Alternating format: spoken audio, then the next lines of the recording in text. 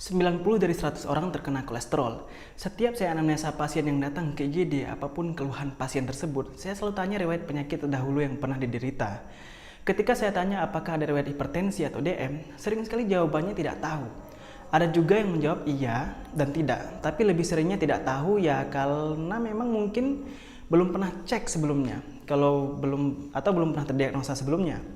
Namun ketika saya tanya, kalau kolesterol ada nggak Pak, Bu? Itu hampir rata-rata jawabannya, oh kalau kolesterol sepertinya ada. Jadi hampir semua orang yang saya tanya tentang kolesterol, pasti jawabannya ada. Ini mungkin terkesan normal ya, tapi kenapa setiap orang memiliki kolesterol? Pertanyaan tersebut akan terjawab di akhir video ini. Saya berikan satu contoh kasus lagi ya. Dulu ketika saya mau internship, saya dan teman-teman saya rame-rame untuk periksa kesehatan sebagai syarat wajib pemberkasan internship. Dan hasilnya hampir 90% dari kami semua terkena kolesterol. Yang mungkin penyebabnya macam-macam, kurang tidur, begadang, pola makan tidak sehat, dan lainnya.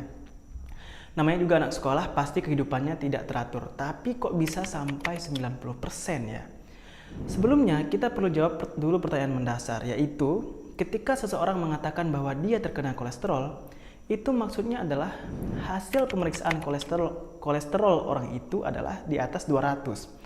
Ada yang 210, 215, 230 atau mungkin lebih dari 250. Pertanyaannya, kenapa angka 200 dijadikan angka acuan untuk mengatakan kolesterol seseorang itu tinggi? Apakah karena jika seseorang kolesterolnya di atas 200 maka kejadian serangan jantung meningkat? Apakah kalau di atas 200 maka kita akan mudah terkena tekanan darah tinggi? Apakah kalau kolesterol kita di atas 200 kita akan lebih mudah terkena stroke, DM, dan penyakit lainnya? Mari sekarang kita lihat penelitiannya. Penelitian ini saya kutip dari presentasi Dr. Nadir Ali. Beliau adalah seorang dokter spesialis jantung yang telah berpraktik 30 tahun lebih dan giat mempromosikan mitos-mitos terhadap kolesterol. Nah, penelitian ini dilakukan di Leiden, Belanda, terhadap 724 orang yang untuk mencari hubungan antara persentase kematian akibat serangan jantung, kanker, dan infeksi terhadap tingginya kadar kolesterol seseorang. Jadi kolesterolnya dibagi 3 kelompok terlebih dahulu. Di bawah 200 dikatakan rendah, 200 sampai dengan 249 dikatakan sedang, dan di atas 250 dikatakan tinggi. Dan ternyata hasilnya adalah persentase kematian tertinggi malah didapatkan dari mereka yang memiliki kolesterol paling rendah. Jadi pada penelitian ini yang dilakukan pada 724 manusia, bukan hewan coba ya, tapi manusia langsung, didapatkan kesimpulan semakin tinggi kolesterolnya, maka semakin rendah angka kematiannya. Oke, kita simpan dulu penelitian yang ini, kita lanjut ke penelitian yang lain yang dilakukan pada 1078 orang.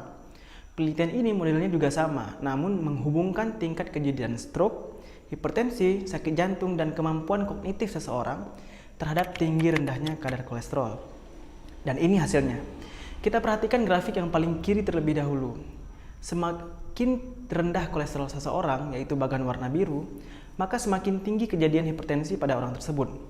Begitu juga dengan mereka yang memiliki stroke, yang kolesterolnya di atas 200 dan 250, hanya 1-2% saja yang mengalami stroke. Sedangkan yang kolesterolnya di bawah 200, yang kita pikir lebih sehat, malah kejadian stroke-nya sampai 50%.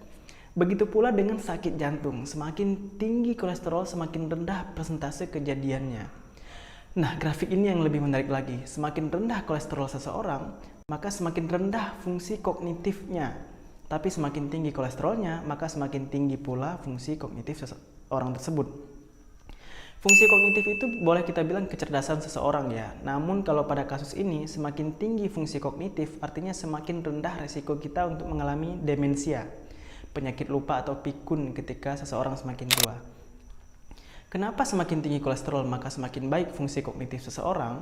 Karena kalau kita tinjau secara selular ya, kita intip dinding sel yang menyusun tubuh kita, itu memang penyusun utamanya adalah kolesterol, terutama di otak kita. Otak adalah organ yang paling membutuhkan kolesterol. Itu kenapa 75% kolesterol di tubuh kita produksi secara mandiri. Jadi saking pentingnya kolesterol, tubuh tidak mempercayai faktor eksternal untuk mensuplai kolesterol. Artinya konsumsi kolesterol dari luar tubuh itu tidak berdampak besar terhadap tinggi rendahnya kolesterol seseorang. Ditambah lagi setelah saya riset lebih jauh nih ya, memang nyatanya belum ada penelitian khusus yang mengatakan bahwa kalau kita konsumsi makanan yang mengandung kolesterol, maka kolesterol kita akan meningkat sesuai dengan jumlah atau banyaknya kolesterol yang kita konsumsi dari makanan tersebut. Tidak ada ya. Jadi selama ini kita tidak boleh makan kuning telur, tidak boleh makan lemak daging, atau dilarang makan daging kambing karena katanya bisa menyebabkan kolesterol. Ini harus kita pertanyakan ulang kebenarannya. Apakah valid atau tidak valid? Jangan-jangan hal tersebut jauh dari kebenaran. Lagian, kalau kolesterol kita tinggi bukannya makin bagus. Toh di penelitian yang saya ceritakan sebelumnya menyatakan bahwa semakin tinggi kolesterol seseorang maka semakin baik. Nah, sekarang kita balik ke pertanyaan awal lagi. Jadi apa dasar Organisasi Kesehatan Dunia membuat angka 200 sebagai acuan tingginya kolesterol seseorang? Jawabannya saya tidak tahu. Bisa jadi karena saya masih kurang membaca riset-riset terbaru, jadi ilmu saya juga masih sangat kurang. Jadi kalau ada teman-teman dokter atau akademisi yang menonton video ini, boleh share pendapatnya di kolom komentar ya. Atau kalau mau suuzon, mereka membuat angka 200 sebagai acuan tingginya kolesterol, ya supaya kita minum obat yang dijual oleh perusahaan-perusahaan farmasi yang besar ya. Karena dulu pernah acuan tingginya kolesterol itu ada di angka yang dekat 300. Kemudian semakin kesini angkanya semakin diturunkan dan akhirnya menjadi 200. Jadinya sekarang semakin banyak orang mengkonsumsi obat penurun kolesterol untuk menjaga agar kolesterolnya di bawah 200. Yang menurut saya pribadi itu bukanlah hal yang tepat untuk dilakukannya. Namun biar nggak salah paham nih, dengan apa yang sudah kita bahas sebelumnya, coba kita ambil kesimpulannya bareng-bareng ya. Yang pertama, ternyata konsep kolesterol bukanlah seperti yang kita ketahui selama ini. Kolesterol yang tinggi tidak berarti bahwa angka tersebut kemudian menggambarkan kondisi tubuh kita yang tidak baik. Bisa iya, bisa tidak, tergantung jenis kolesterol yang kita miliki. Kolesterol ada yang baik dan ada yang jahat. Kolesterol jahat sering kita kenal dengan LDL. Tapi itu pun tidak sepenuhnya benar ya, karena LDL terbagi dua juga. LDL yang betul-betul jahat itu adalah small dense LDL.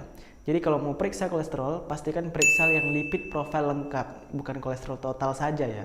Bersama jenis LDL-nya juga sekalian, biar tidak salah ambil kesimpulan. Yang kedua, kolesterol yang tinggi menandakan fungsi tubuh kita yang baik dan mampu menghasilkan zat-zat yang esensial yang kita butuhkan. Yang ketiga, kolesterol hanya sebagian kecil yang kita dapatkan dari makanan luar. Jadi jangan takut untuk mengkonsumsi telur dan lemak sehat lainnya, seperti lemak pada daging sapi atau daging ayam, misalnya kulit ayam. Penelitian tentang hubungan kolesterol dengan tingginya kejadian hipertensi, stroke, dan penyakit metabolik lainnya itu masih simpang siur. Saya pribadi adalah tim yang pro kolesterol. Saya senang konsumsi lemak karena itu membuat saya kenyang lebih lama dan bisa berpuasa sehari-hari dengan lebih nyaman. Makanan tinggi lemak juga sering sekali mengandung nutrisi yang sangat tinggi, jadi sangat baik ya. Nah, yang penelitiannya sudah pasti ada dan terbukti adalah hubungan antara semua penyakit di atas dengan konsumsi karbohidrat, termasuk di dalamnya gula.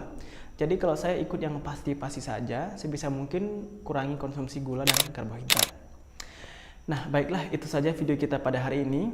Like, subscribe, dan bunyikan loncengnya supaya kalian tidak pernah ketinggalan informasi penting seputar kesehatan lainnya. Karena kolesterol ini sendiri akan coba kita bongkar detail di channel ini. Terima kasih.